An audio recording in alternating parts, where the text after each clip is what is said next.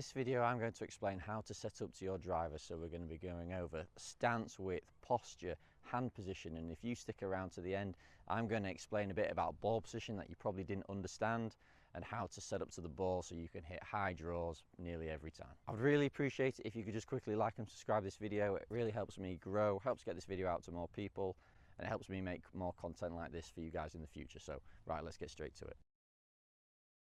So if we just start with posture, what I'm looking for from a golfer to drive the ball well is a nice relaxed spine. So the drive is a big move, it's a big body action, so I don't want any rigidity or stiffness or readiness, too much readiness in the swing.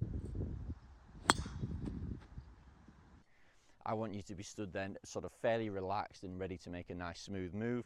So I like for golfers to stand up nice and tall, soften the knees a little bit, hinge from the hips a fraction, and then round from the spine a little bit. So this gets me in a position where my muscles that run down my spine are nice and relaxed. If I was to just hinge my hips and try and keep my back straight, then that'd get me in a position where I can't quite extend my arms properly, and I'm really going to have a hard time staying in that angle and turning just because my muscles are firing so hard. So I go for soft knees, slight hinge, rounded spine, and that gets me in a position. You can check if you're in a good posture and in balance by just hanging your driver down from the back of your arm and making sure that it just hangs and rests against your knee.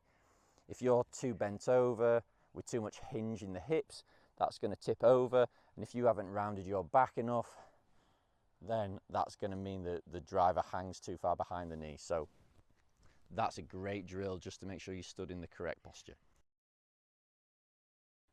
Now stance width, this one's a bit more personal. So if you're a guy who is quite stiff, struggles for turn, I'm going to actually want you to stand with your feet quite close together with your toes turned out a little bit, because that's what that's going to do, is it just help you create a bit more freedom of movement, bigger hip turn, bigger shoulder turn. If you're a guy with a big long swing who's got plenty of power, you actually might need a bigger, wider base. So standing with your feet sort of outside shoulder width isn't a bad place for you to go. This is going to limit how much you can move. So if you've got a short swing, that's no good. And if you've got a long swing, then that's the right thing for you. So moving now on to how far shall I stand from the ball. As a general rule, I want your arm to hang down very naturally.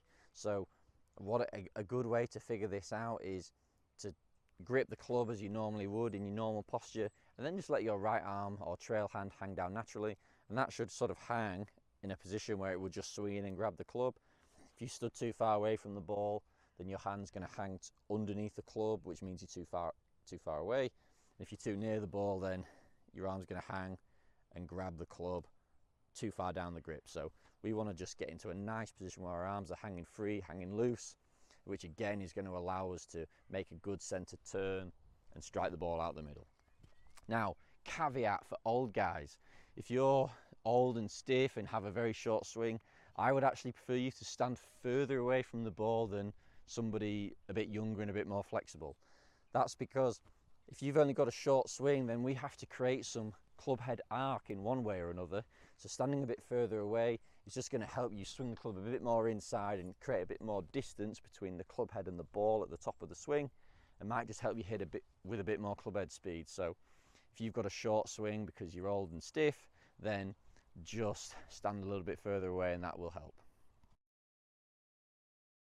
So when it comes to ball position, and this is where I think most golfers are going wrong, is most golfers do this thing where they stand with their feet together, they do small step, big step or whatever, and you never see anyone on tour doing that, and that's because tour players aren't really using their feet for ball position.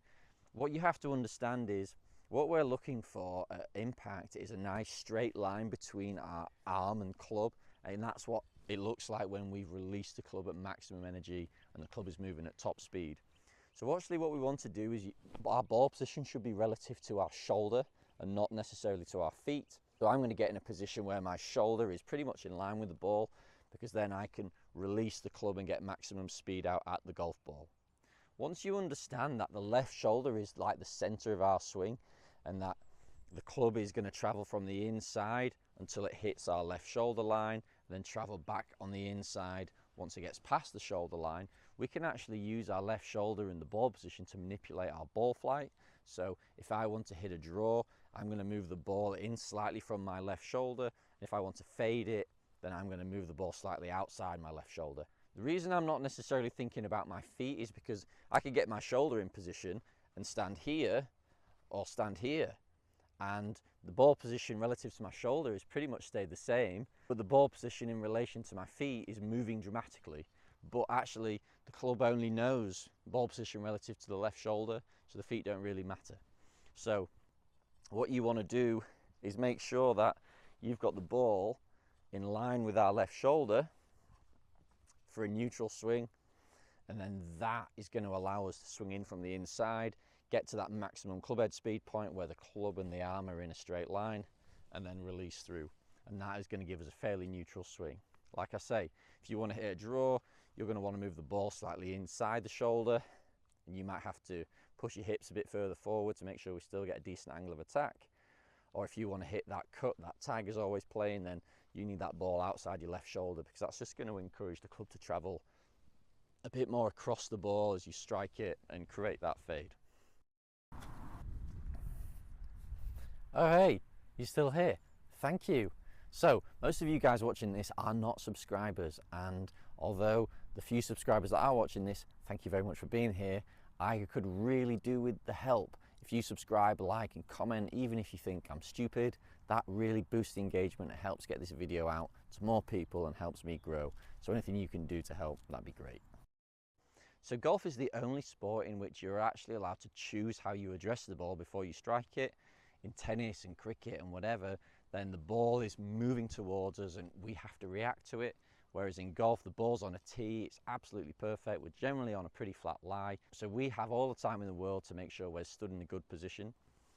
As I've done all these tour player swing analysis, what I've noticed is pretty much every single tour player has an excellent address position. I think if we can get into a position where we know we're aiming somewhat straight, you know we're stood somewhat balanced with the right distance from the ball, with the ball in the right position relative to our body, then that's going to help you produce consistent shots. Golfers who are constantly either setting up to it randomly because they just don't know what they're doing, or golfers who are constantly tinkering because they don't feel right, then those are the sorts of players who are always missing left, missing right, whatever, and they're just going to struggle for strike. So if you go over those things that we've talked about, stance width, distance from the ball, posture, ball position, then you get those things nailed, I'm fairly certain that you're going to have gone a long way in eradicating some of these swing faults that are often caused by bad setups. So just getting into a position where the ball's in a good place relative to our left shoulder, you've got the right stance width for you, you stood and your arms are hanging loose, we're nice and relaxed in our back, then we're in a position where we can make a nice turn and do our best to hit the ball straight. So just a quick one on alignment. What I really encourage golfers to do is to try and address the ball with their shoulders almost slightly closed to their feet and knees. Now, most golfers I meet and teach day to day will often address the ball and set up with square feet but open shoulders, or shut feet and square shoulders, and just having your body set up that way is pretty much going to guarantee you come over the top and slice it. So let's make sure that you get into your posture, we think our alignment's right, let's pull that trail shoulder back, soften that trail arm, just get us into a better setup, which is then going to allow us to make a swing from the inside and not slice the ball. Thanks very much for watching the videos. If you can please like and comment to boost the engagement, and subscribe if you don't already, that'd be great. If you like what I put out in these videos, you like what I say about technique, I can actually help you with your game no matter where you are in the world. So if you just want to click the link in the bio, it'll take you to Skillist, which is an online coaching platform, and there you can look to see what I do, and actually I can help you with your game. So analyze your swing, give you some drills and tips to help you improve, so we can work together to help you lower your handicap.